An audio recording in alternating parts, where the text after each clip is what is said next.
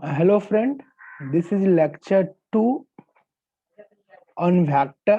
जो हमने कल स्टार्ट किया था अपना वेक्टर टॉपिक, उसका हम लोग लेक्चर 2 वेक्टर सीरीज का चैप्टर मतलब हम लोग शुरू करने वाले हैं। तो पिछले क्लास में प्रॉपर्टीज की बात कर रहे थे, डिफिनीशन की बात कर रहे थे। तो हमने वेक्टर की डिफिनीशन और वेक्टर की प्रॉपर्टीज पिछले क्लास में किया था। आज की क्लास में उसी प्रॉपर्टीज वाले टॉपिक को थोड़ा सा रेगुलेट करेंगे और आज हम लोग addition and subtraction of vector को देखेंगे। तो हम लोग बात कर रहे थे प्रॉपर्टीज ऑफ वेक्टर में। तो एक प्रॉपर्टी बहुत इंपॉर्टेंट है, दिमाग में आनी चाहिए, दिमाग में रहनी चाहिए कि when we shift a vector parallelly, when we shift a vector parallelly, its magnitude, the vector remains same। जब हम वेक्टर को पैरेलली शिफ्ट करते हैं तो वेक्टर जो है वो पूरा का पूरा वही रहता है, वो नहीं बदलता है। यानी कि जब हम लोग वेक्टर की शिफ्टिंग कर रहे हैं एक जगह से दूसरे जगह, और वो भी कैसे, पैरेलली, तो उसकी मैग्नीट्यूड वगैरह में कोई चेंज नहीं आ रही है। वो वेक्टर हु बहू वही वेक्टर रह रहा है, वो वेक्टर अपना चेंज नहीं कर रहा है, तो अपना वेक्टर सेम रह रहा है।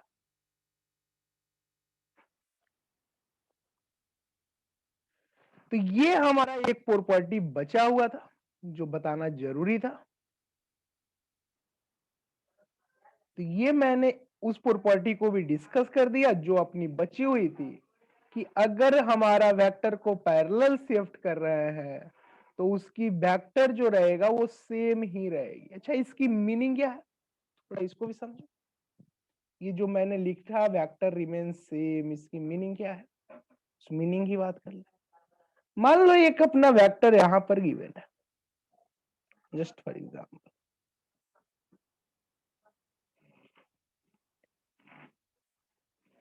अब इस वेक्टर को मैंने उठाया और उठाकर इस वेक्टर को यहां पैरेलली शिफ्ट करा दिया।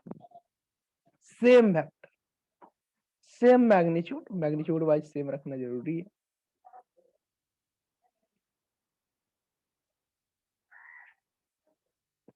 देखो, मैंने इस वेक्टर को पैरेलली उठाया और उठाकर यहां शिफ्ट कर दिया।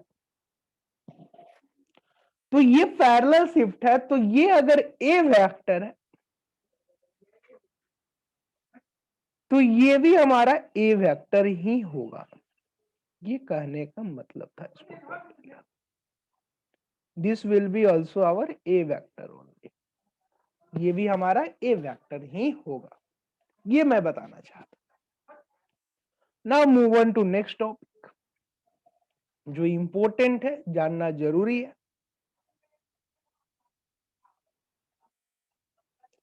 दैट इज नथिंग बट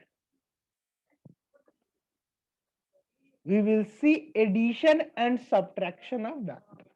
हम लोग देखेंगे addition and subtraction of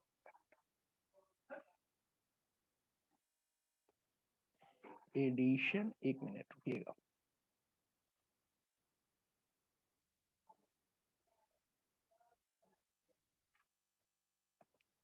addition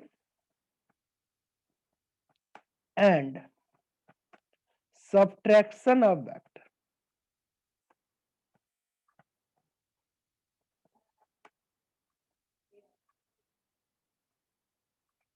यानी कि इसमें हम लोग वेक्टर के एडिशन, वेक्टर के सब्ट्रैक्शन और उसके उधने वाले जो भी हमारे उसके रिलेटिवली जो प्रॉपर्टीज होंगे उनके बारे में हम लोग पढ़ेंगे। तो we will see addition and subtraction of vector in that topic. जब वेक्टर एडिशन की बात हो रही है तो उसमें सबसे पहला जो नाम आता है that is triangles law. Triangles law समझिएगा। ये ट्रायंगल्स लॉ क्या बोलता है, इसके बारे में जानने की जरूरत है, इसको समझने की जरूरत है। समझिएगा आराम से, कोई जल्दबाजी नहीं है। मान लीजिए अगर ये अपना एक वेक्टर ए है, ऐसे, और इसके हेड से अपना वेक्टर बी निकल रहा है, सच दैट कि इस वेक्टर बी का टेल ए के साथ, ए के हेड के साथ कोइंसाइड कर रहा है। तो ये ट्रायंगल्स लॉ बोलता है कि जो ए प्लस बी वेक्टर होगा, बेसिकली जो अपना ए प्लस बी वेक्टर होगा, वो वेक्टर का हेड जो है वो बी के साथ कोइंसाइड करेगा और टेल जो है ए के साथ कोइंसाइड करेगा। This is our vector A and this is our vector. तो basically a plus b vector will be the vector whose tail is coinciding with a and head is coinciding with b। अगर इसकी arrangement जो है, अगर a vector के head से b vector का tell जुड़ा हुआ है तब की बात। तो इसकी अगर हम लोग डिफिनीशन की बात कर रहे थे कि ये ट्रायंगल्स लॉ की क्या महत्व है, क्या जानने की जरूरत है, ये ट्रायंगल्स लॉ बताना क्या चाहता है, तो ये मैंने एक सिंपल सा वे बताया कि ये ट्रायंगल्स लॉ क्या कहता है कि अगर ये एक वेक्टर ए है, दूसरा वेक्टर बी है, तो जो ए प्लस बी वेक्टर होगा उसका जो टेल होगा वो ए के साथ कोइंसाइड करेगा और हेड उसका बी के साथ कोइंसाइड करेगा। तो that is simply triangles law. और थोड़ा चीजों को यहां देखो, और थोड़ा चीजों को जानने की जरूरत है यहीं पर, कुछ चीजों को कि इस ट्रायंगल्स लॉ के हिसाब से थोड़ा सा चीजों के एनालिसिस करते हैं, बहुत आसान आसान चीजों। मान लो ये ए वेक्टर है,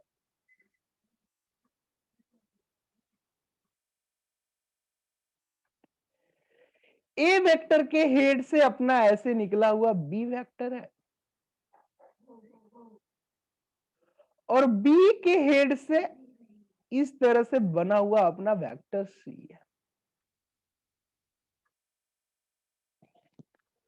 तो ऐसे वेक्टर की अरेंजमेंट हो, ये बेसिकली एक छोटा सा एक चीज मैं तुमको समझाना चाह रहा हूं कि अपने जो वेक्टर्स है ये थोड़े बड़े हैं तो दिख नहीं रहा है, इसको थोड़ा सा अगर अरेंज करना चाहे तो कर सकते हैं। चाहे समझिएगा ये थोड़ा सा ऐसे बना हुआ है, एक वेक्टर ए है, एक वेक्टर बी है, एक सी वेक्टर है। बेसिकली ए के हेड से बी वेक्टर का टेल कोइंसाइड कर रहा है और बी के हेड से सी वेक्टर का टेल और ए वेक्टर के टेल से सी वेक्टर का हेड कोइंसाइड कर रहा है, मतलब कि ये क्लोज लूप में है। तो ये वेक्टर की मैग्नीट्यूड कितनी होगी, मैं इसकी बात कर रहा हूं, थोड़ा समझिएगा चीजों को आराम से, कोई जल्दबाजी नहीं है। अच्छा एक चीज देखो, ये अपना बाबू ए वेक्टर, इधर की तरफ बी वेक्टर, तो क्या ये अपना ए प्लस बी वेक्टर होगी? थोड़ा सोच के बताइए, बताइएगा आराम से, कोई जल्दबाजी नहीं है।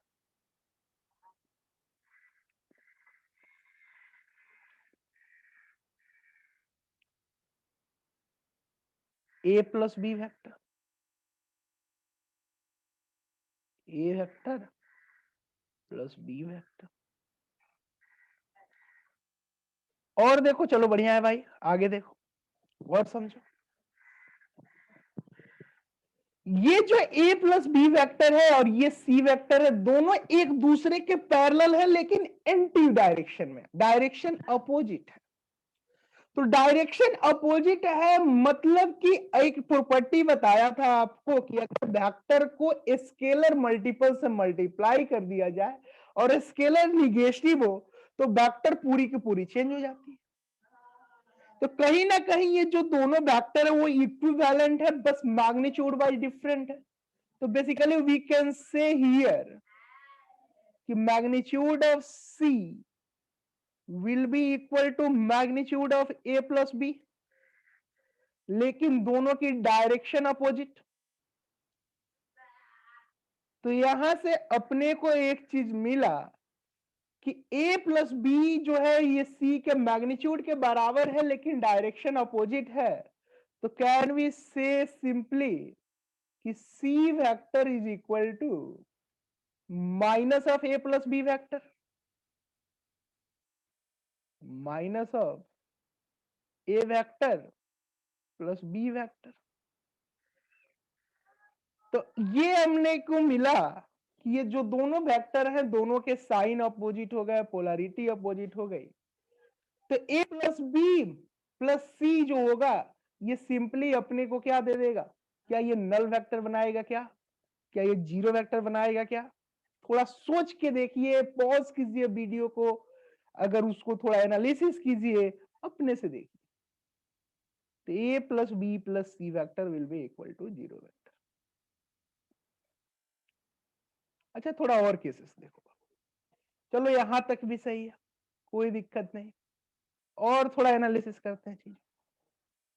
चलिए देखिएगा, मान लीजिए कुछ ऐसे फिगर बनी हुई हो, थोड़ा समझिएगा चीज को आराम से, कोई जल्दबाजी नहीं।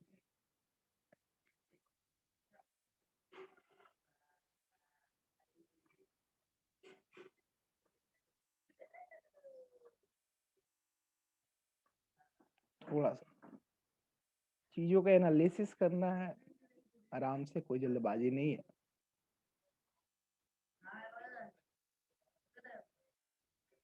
थोड़ा चीजों का एनालिसिस करना है, ध्यान दीजिएगा बाबू। ये अपना एक वेक्टर है, ये एक वेक्टर ऐसे है, ये ऐसे है, ये एक वेक्टर है, ये एक वेक्टर है, और ये एक वेक्टर। नाम दे देता हूं, ए मान लो इसको बी मान लीजिए, इसको सी मान लो, इसको डी वेक्टर मान लिया। ऐसे ही इन दोनों को ई वेक्टर और एफ वेक्टर मान लिया। समझिएगा आराम से, कोई जल्दबाजी नहीं है, चीजों का एनालिसिस करना है, देखना है। ये कंटेंट है, न्यूमेरिकल्स भी हो जाएंगे, ये चीजें एक क्वेश्चन के रूप में ले सकते हैं। A vector, B vector, C vector, D vector, E vector और एफ वेक्टर, इनका सम कितना होगा उसकी बात बता रहे हैं। ये A vector plus B vector plus C vector plus D vector plus E vector plus F vector, उनका सम कितना होगा। थोड़ा एनालिसिस करते हैं चीजों को आराम से, कोई जल्दबाजी नहीं। क्या ये अगर हम लोग ट्रायंगल्स लॉ दो वेक्टर पर लगाए तो उसके हिसाब से देखिए, ये ए वेक्टर, ये बी वेक्टर, तो ये जो वेक्टर बनेगा वो ए प्लस बी वेक्टर बनेगा।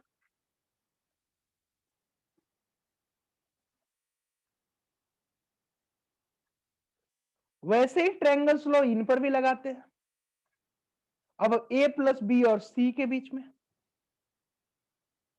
तो इनके ऊपर लगाएंगे तो ये वेक्टर अपना ऐसे चला जाएगा। इन द सेम वे अगर हम लोग सारे वेक्टर पर लगाते हुए चले, जो प्रॉपर्टी मैंने बताया उसी के हिसाब से, एक यहां पर निकलेगी वेक्टर, एक ऐसे यहां पे भी निकलेगी, इधर की डायरेक्शन, इन दोनों को लेकर। तो ये देखो ए प्लस बी वेक्टर, ये हो जाएगा A plus B plus C, A plus B plus C vector, C vector. ये हो जाएगा अपना A plus B plus C plus D vector, A vector plus B vector plus C vector plus D vector. सोचिएगा, pause कीजिए, चीजों को समझना है।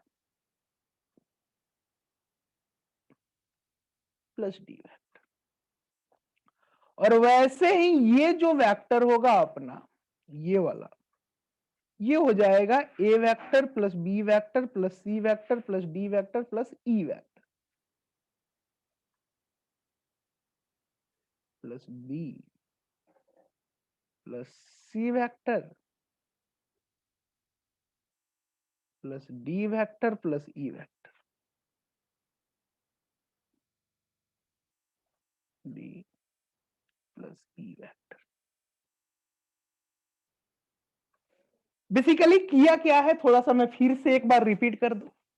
ये बाबू अपना ए वेक्टर था, ये बी वेक्टर था, तो उस पर अपने ने ट्रायंगल लॉ लगाया, तो उसके हिसाब से ये वैल्यू आ गई ए प्लस बी वेक्टर। वैसे ही ऐसे ही फिर से ए प्लस बी और सी वेक्टर पर ट्रायंगल लॉ लगाएंगे, तो अपने को जो आएगी वो ए vector plus B plus C, और यही सीरीज चलती आई, तो ये वैल्यू आ गई ए प्लस बी प्लस सी।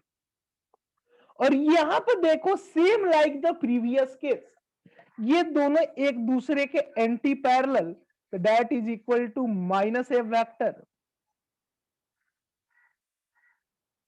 तो यानी कि अगर हमारा ये चीजें एंटी पैरेलल आ गई, तो इस वैल्यू के हिसाब से ये वैल्यू बन गई माइनस ए वेक्टर। तो यहां से अपने को रिजल्ट मिल जाएगा A vector plus B vector plus C vector plus D vector plus E vector plus F vector is equal to 0।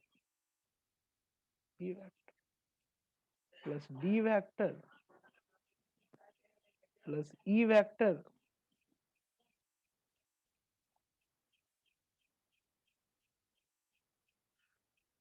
Plus F vector is equal to 0। कितने के बराबर हो जाएगा? 0 के बराबर। मतलब एक रिलेशन देखो, थोड़ा सा एनालिसिस करो। ए बी सी जब क्लोज लूप बना रहे थे, कंटिन्यूअस क्लोज लूप, तब भी वैल्यू 0 आई है।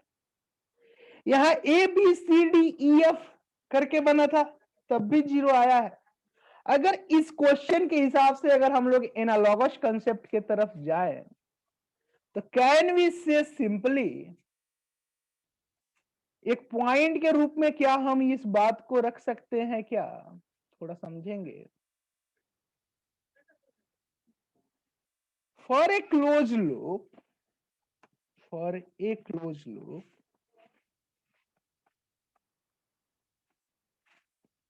नेट वेक्टर सम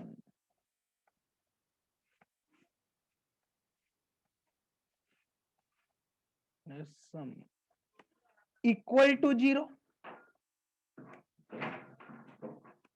कह सकते हैं क्या? थोड़ा सोचिए, एनालाइज कीजिए कि जो नेट वेक्टर सम होगा वो अपने 0 के बराबर आएगी जब हम लोग क्लोज लूप लेकर चले। एक क्लोज लूप के लिए बात करें, अगर एक क्लोज लूप हो तो उसके लिए नेट वेक्टर सम अपने कितने आएगी? 0 के बराबर। ये हमने बात किया। अब थोड़ा चीजों को एनालिसिस करो, देखेंगे बाबू। तो मैं बात कर रहा था कि ये चीजें कैसे हो रही हैं, कैसे एनालिसिस हो रहा है, उनकी बात की। एक बहुत सिंपल सा क्वेश्चन दिया था आपको कि ये हमारे केसेस हुए कि अगर एक वेक्टर ले रहे हैं और वो क्लोज लूप में बना रहा है, तो अपने को नेट वेक्टर सम 0 के बराबर है। लेकिन यहां से थोड़े से हम लोगों को वेक्टर को क्लोज लूप तो हमेशा नहीं बनेगा, तो हर केस में तो रिजल्टेंट नहीं निकल के आ जाएगी। मतलब अपने को कुछ चीजों को जानने की जरूरत है, पहचानने की जरूरत है, दूसरे केसेस को एनालिसिस करने की जरूरत है कि कैसे हम लोगों को अगर डिफरेंट टाइप नेचर हो गया वेक्टर का, तो उसकी हम लोगों को वेक्टर सम कैसे निकलेगा। तो for that we are going to study about parallelogram law of vector addition. We will see parallelogram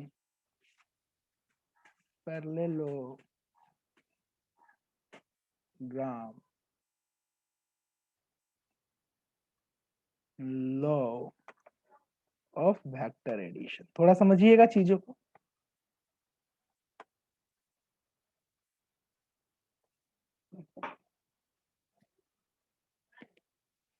तो अपने को parallelogram law of vector addition की बात करना है। समझिएगा आराम से, कोई जल्दबाजी नहीं है, चीजों को समझना है, आराम से एनालिसिस करनी है, थोड़ा देखना बाबू। Parallelogram law of vector. मान लो ये एक वेक्टर ऐसे हुआ, एक वेक्टर, और एक वेक्टर अपना ऐसे अरेंज है। चलो इसी को यही पर ले लेंगे, चलो ये वेक्टर, ये वेक्टर अपना ए वेक्टर हुआ,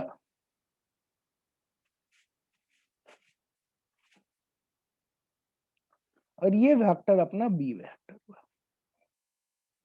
ये ए वेक्टर और बी वेक्टर की अरेंजमेंट ऐसे है कि दोनों का टेल एक दूसरे के साथ कोइंसाइड कर रहा है, और इन दोनों के बीच में जो एंगल बन रहा है वो थीटा है। तो एक प्रॉपर्टी मैंने पढ़ाया है कि when we shift a vector parallelly, its vector remains same. जब वेक्टर को अगर पैरेलली शिफ्ट कर दे तो वेक्टर नहीं बदलता, वेक्टर वही का वही रहता है, सेम चीज। तो ये कहीं ना कहीं एक पैरेललोग्राम टाइप के फिगर बन रहा है। थोड़ा चीजों के एनालिसिस कर रहे हैं, ध्यान दीजिएगा।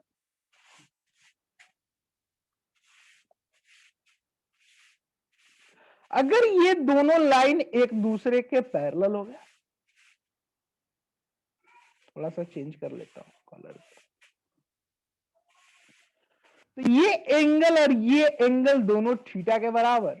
एक मैथ्स की प्रॉपर्टी होती है, बचपन में पढ़ा होगा क्लास 9th में, कॉरस्पॉन्डिंग एंगल प्रॉपर्टी। उसके तहत ये अगर वेक्टर बी है तो ये भी वेक्टर अपना बी के बराबर, और ये एंगल अपना थीटा के बराबर। ये बी के बराबर क्यों? क्योंकि we have shift the vector parallelly.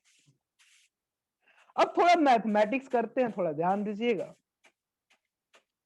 इस वैल्यूज को अगर x लिखे तो यहां से ध्यान दो, x बाई बी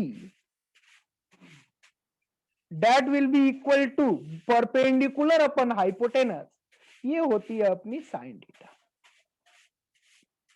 थोड़ा मैथ्स करते हैं, तो यहां से x की वैल्यू आ जाएगी b साइन थीटा,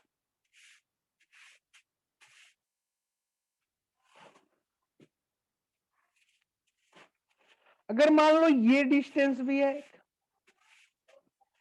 इतने डिस्टेंस को अगर मैं y लिखूं तो वैसे मैथमेटिक्स लगाऊं तो y बाई बी करेंगे,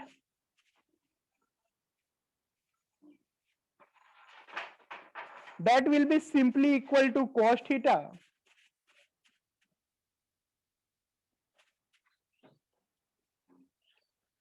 तो ये वैल्यू आ गई cos थीटा के बराबर, तो यहां से y की वैल्यू आ जाएगी अपनी b cos थीटा। अच्छा, बेसिकली अपना निकालना क्या है? That is resultant vector.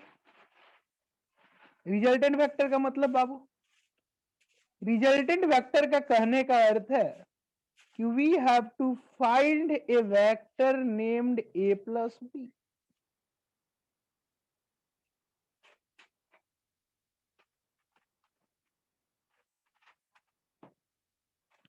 अपने को एक वेक्टर निकालना है जिसकी वैल्यू a प्लस बी के बराबर है।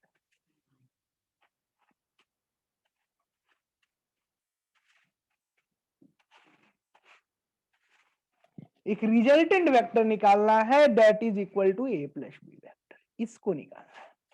थोड़ा ध्यान दीजिएगा, that is simply a plus B.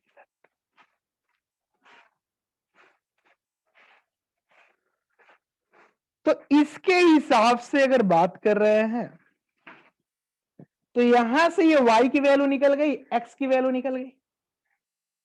तो ध्यान दीजिएगा हम लोगों को, यहां से यहां तक की जो कंप्लीट वैल्यू है, अगर हम लोग यहां से यहां तक की कंप्लीट वैल्यू की बात,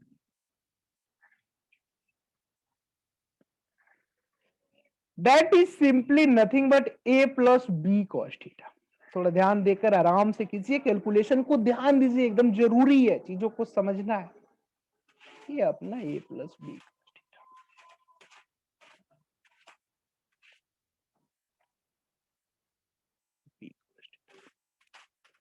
और ये वैल्यू अपना सिंपली जो परपेंडिकुलर वाली वैल्यू हुई वो हो जाएगी B sine theta, that is simply X. तो ये जो अगर ट्रायंगल बन रहा है, अगर मैं चाहूं तो इसको थोड़ा सा नेम दे देता हूं ताकि आप लोगों को समझना आसान होगा। We name that point, let's say A, B, O and let's say this as C. बस नेम दे दिया, पैरेललोग्राम बन रहा है। एक अपने को ट्रायंगल देखो, triangle O A B, complete triangle O A B, इसकी परपेंडिकुलर x है, that is equal to B sine theta, और बेस अपना ओ बी है, that is equal to A plus B cos theta. तो जो resultant vector R होगा by Pythagoras theorem, हमने पढ़ा है, जो पाइथागोरस थ्योरम बोलता है कि P square plus B square that is equal to H square. तो यहां से अगर इस लॉ को यूज कर दे यहां पर, तो we will simply get R square is equal to A B sine theta का whole square, B sine theta that is our perpendicular का whole square plus A plus B cos theta का whole square. थोड़ा expand करो इसको,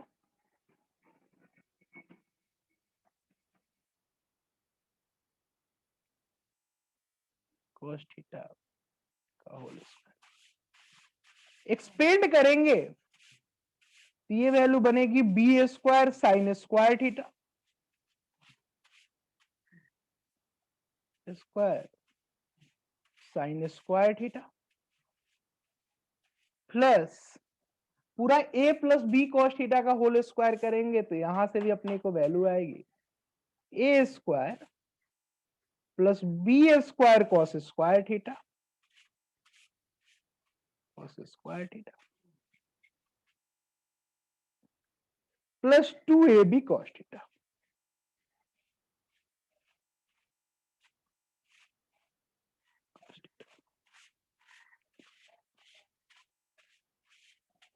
अगर थोड़ा ध्यान दें हम लोग, ये दो टर्म में बी स्क्वायर का टर्म है, यहां से बी स्क्वायर टर्म को अगर कॉमन निकाल दे तो ये जो वैल्यू है वो अपने को बनकर आ जाएगी a square plus B square को कॉमन निकाल दिया तो ये वैल्यू बन जाएगी sign square theta theta plus cos square theta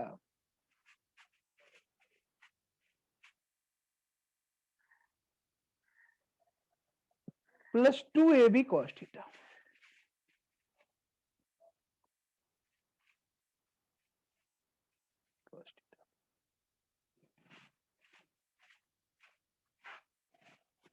अब देखो ये sign square theta plus cos square theta एक मैथमेटिक्स का प्रूफ है, हमने पढ़ रखा है।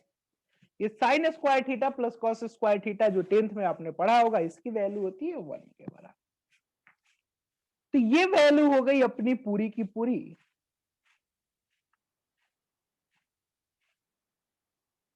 1 के बराबर। तो 1 into B square that is simply B square. तो यहां से अपने को एक रिजल्ट बन गई आर स्क्वायर बराबर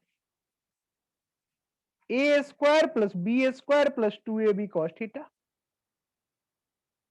A square plus B square plus 2ab cos theta, cos theta implies that अगर हम लोग यहां से लिखे कि आर की वैल्यू जो होगी that is magnitude of R, basically that will be simply root under A square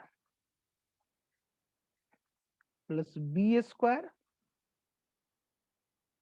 plus 2ab cos theta.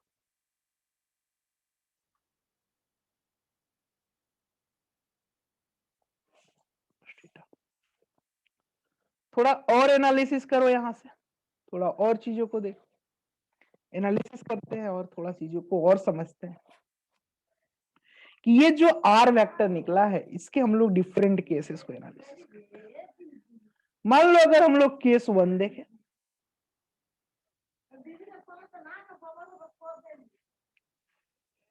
That is theta is equal to 0 degree. Theta की वैल्यू कितने के बराबर हो? 0 डिग्री। जब ये थीटा 0 तो cos 0 की वैल्यू होती है 1, तो ये पूरी की पूरी वैल्यू बन जाएगी a square plus B square plus 2ab, क्योंकि ये वैल्यू हो जाएगी 1 के बराबर, जो मैं इसकी बात कर रहा हूं। ये वाली जो वैल्यू है cos थीटा की, ये हो जाएगी 1 के बराबर। जब ये वैल्यू अपने को 1 बनाकर दे देगी तो ये वैल्यू बन जाएगी R is equal to root under A square plus B square plus 2ab, that is nothing but A plus B का होल स्क्वायर। तो बेसिकली ये वैल्यू अपने बन जाएगी R is equal to root under A plus B का whole square, B का whole square, that is simply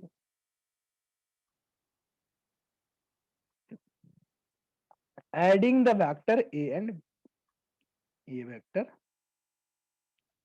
or a plus b. Simply we will add the magnitude of a and magnitude of b. उन दोनों को जोड़ रहे हैं।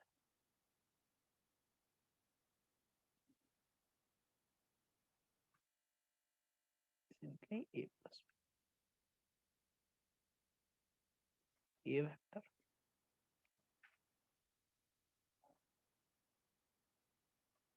Vector सीधा देना जरूरी नहीं है क्योंकि अपने को मैग्नीट्यूड चाहिए, प्लस आगे देखो बाबू,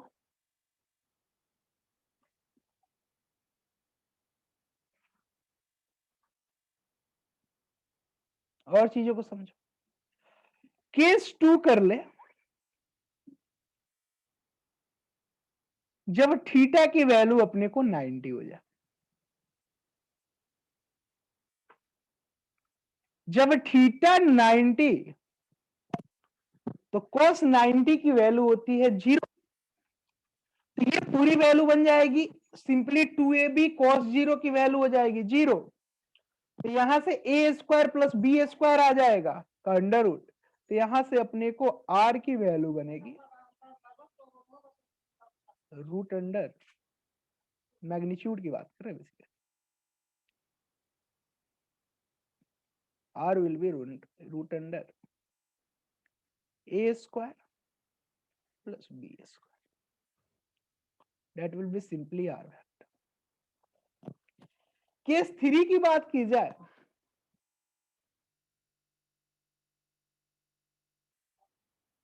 अगर ये थीटा की वैल्यू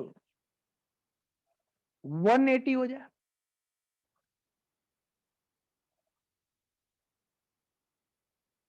जब थीटा 180 होगी तो cos 180 की वैल्यू होती है -1, cos 180 की वैल्यू कितनी होती है? -1, तो ये वैल्यू बन जाएगी अपनी simply a square plus B square minus 2ab, तो ये वैल्यू हो जाएगा simply r is equal to magnitude of r is equal to root under a minus B vector का होल स्क्वायर, और we can say this magnitude of r that we will do simply a minus b,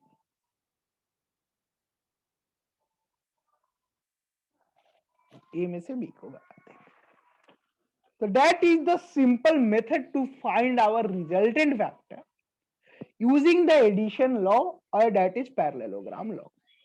थोड़ा अगले cases की बात करें, अगर एक figure थोड़ा सा ध्यान दो, यहां पर ये जो वेक्टर की तुमने ठीक है मैग्नीट्यूड निकाल दिया, इसकी कुछ एंगल भी होगी, ये कितना एंगल वाई बना रहा होगा इसकी बात कर लेते हैं। How much it is basically angle forming.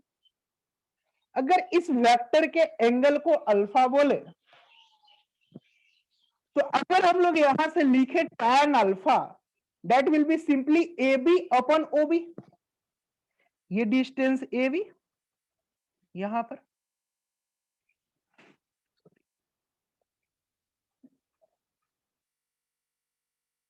ये डिस्टेंस अपना ए बी और ये डिस्टेंस पूरा ओ बी, तो ये simply A B upon O B बनेगी।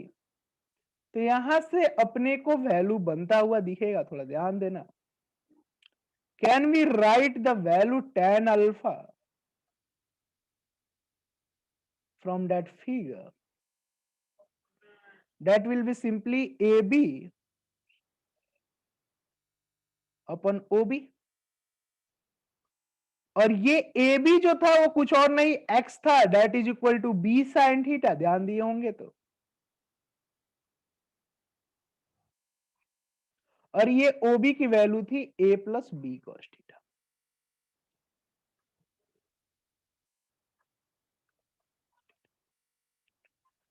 तो this is the method we have find the vector addition using parallelogram law.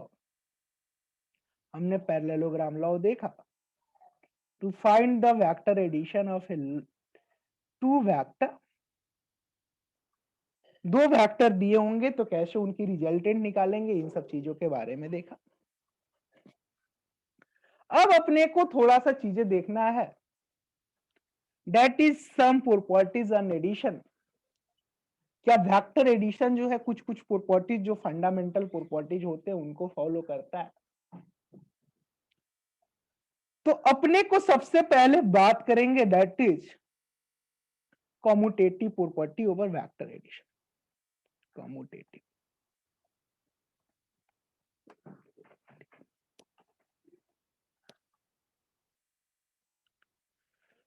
Commutative property आपने मैथ्स में पढ़ा होगा, बेसिक फंडामेंटल लॉ होता है। ये बोलता है कि ऑर्डर में change but result remains same. Order बदल सकता है, अरेंजमेंट बदल सकता है, लेकिन आउटपुट अपना सेम रहने वाला है। तो बेसिकली इनके हिसाब से हमारा जो होना चाहिए था, थोड़ा चेक करते हैं हम लोग। मान लो ये एक वेक्टर ए है और ये वेक्टर बी है।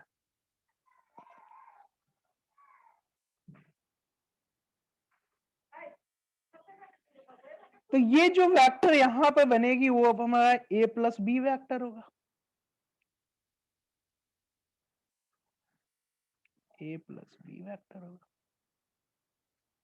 क्या ये ए प्लस बी वेक्टर अपना बी प्लस ए वेक्टर के बराबर है? ये देखने वाली बात है। हमने पढ़ा है कि अगर वेक्टर को पैरेलली शिफ्ट करते हैं तो वेक्टर नहीं बदलता।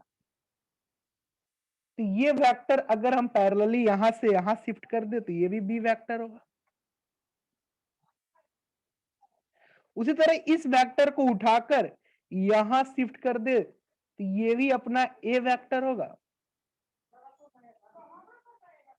तो इस केस में भी अपने को जो वैल्यू सेम इंड पर आ रही है, that will be simply our B plus. और दोनों वेक्टर अपना कॉन्साइड कर रहा है। मतलब आपने क्या देखा कि जो वेक्टर एडिशन है वो कम्यूटेटिव प्रॉपर्टी को फॉलो करता है, implies that a plus B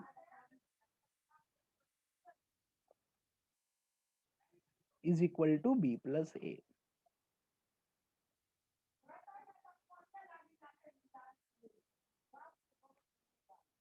B plus a, ठीक है बाबू। देखेंगे चीजों को, समझेंगे आराम से, कोई जल्दबाजी नहीं है। मतलब कि vector addition is follow commutative law. ऐसे ही आप पैरेलली शिफ्ट करके आपको एक और रिजल्ट मिलेगा कि vector addition also follow associative law. Vector addition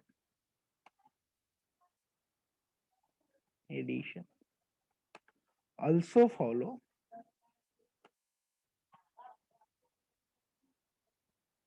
commutative law, sorry associative law.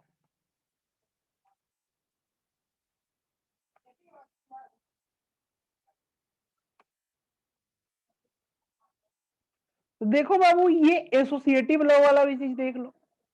बोलोगे छूट गया सर, बताया नहीं।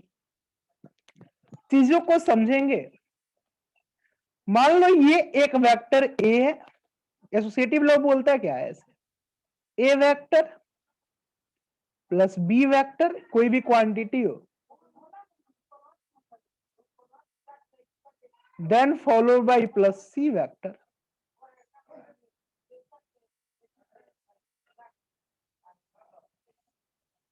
That is equal to a vector plus b plus c vector।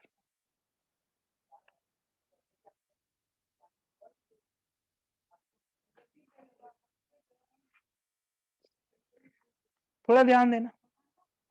मान लो ये a वेक्टर है, ये b वेक्टर है, और इन दोनों को पहले जोड़ रहे हो,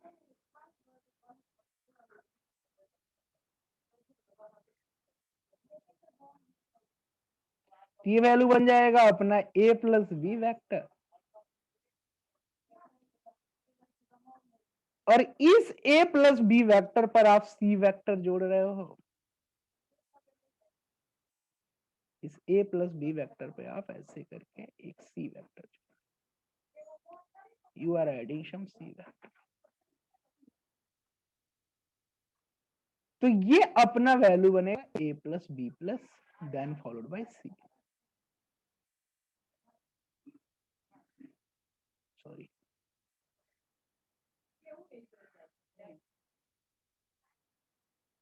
ये बनेगा अपना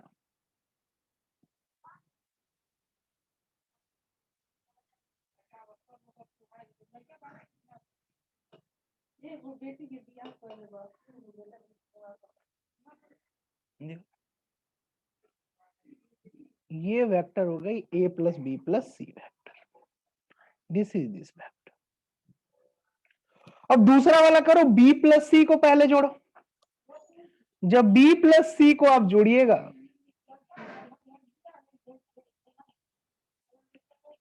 तो ये अपने को बनेगा b plus C vector. That will be simply our b plus C vector.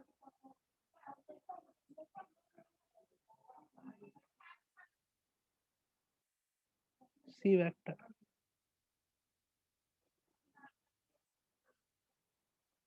और इसमें हम लोग a वेक्टर के साथ जोड़ रहे हैं, तो again we are getting the same thing, that is a plus B plus, that is the same. मतलब कि vector addition is following commutative law. ये मैं इसकी बात कर रहा था, सॉरी एसोसिएटिव लॉ। कम्यूटेटिव तो फॉलो करता ही है, as well as it follows associative law. चलो आगे बढ़ते हैं थोड़ा सा चीजों को। That is the last concept for today's lecture. फिर हम लोग थोड़ा सा रिकॉल करेंगे चीजों को। Subtraction of vector.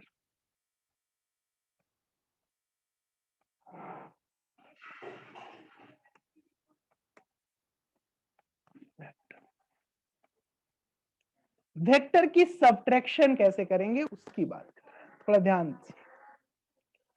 जब वेक्टर सब्ट्रैक्शन की बात होती है तो वहां अपने को एक चीज ध्यान में रखना है, थोड़ा पहले ये मालूम होना चाहिए, अपने बचपन की चीजों को याद रखना है।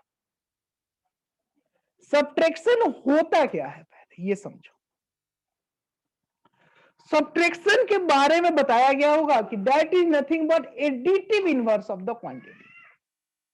मतलब कि अगर सिंपली बोले कि अगर a माइनस बी करना है, कोई भी क्वांटिटी वेक्टर की बाद में बात करेंगे, अगर आपको ये वैल्यू a माइनस बी करना है तो ये a माइनस बी की जो वैल्यू होगी that is since additive inverse, and additive inverse of b is nothing but minus B, So we will write it as nothing but adding this A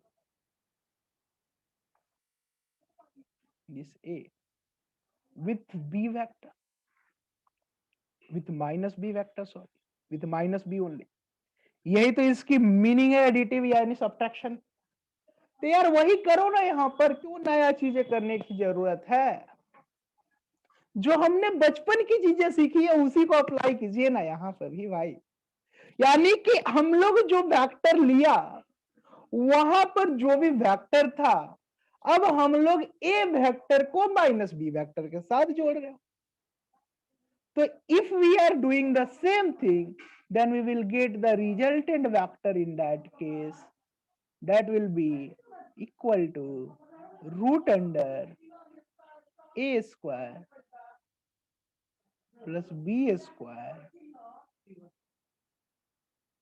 minus 2ab cos theta। वही बचपन वाली चीजें लगा दिया,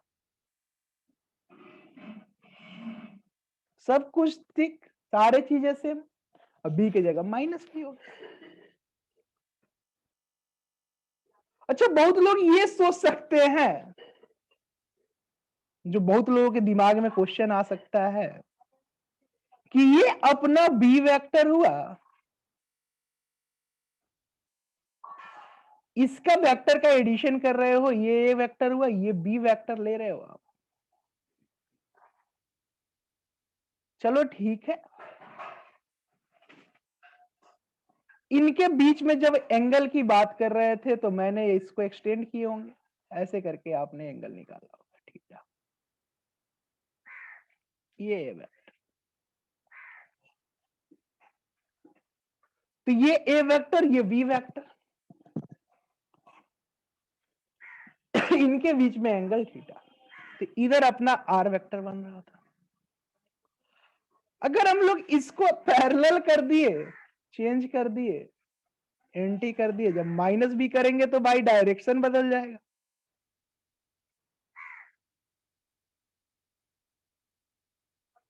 तो angle 180 degree minus theta करेंगे, तो एक बार हम लोग बी की जगह पर माइनस बी भर रहे हैं और एंगल 180 डिग्री माइनस थीटा भरे, तो चीजें तो सेम हो जानी चाहिए। तो याद रखो, वो ए बी जो है ना, वो मैग्नीट्यूड है, तो मैग्नीट्यूड है तो माइनस बी का मैग्नीट्यूड इज ऑल्सो बी। तो ये सारे के सारे चीजें सेम रहेंगी। ये थीटा 180 डिग्री माइनस थीटा हो गया था प्लस की जगह पर, तो वहां पर 180 degree minus theta that is minus cos theta, तब इसलिए ये वैल्यू माइनस 2ab बन गया था। मैं इस चीज को यहां से समझाना चाह रहा हूं, तो होपफुली ये चीजें समझ में आई होगी। अच्छा, ये जो एंगल लिया जाता है, ये चीजें थोड़ा बताना मैं भूल गया था, उसको बता देता हूं। जो एंगल ऑफ वेक्टर लिया जाता है ना अपना, either you take the both vector with its tail, तब ये अपना एंगल बनेगा थीटा। अगर ये वेक्टर ए है, ये वेक्टर बी है, तो दोनों के बीच में जब एंगल लेंगे तो दोनों को टेल ले लो, दोनों को टेल कंसाइड करें, उनके बीच का angle that is the angle between the vector.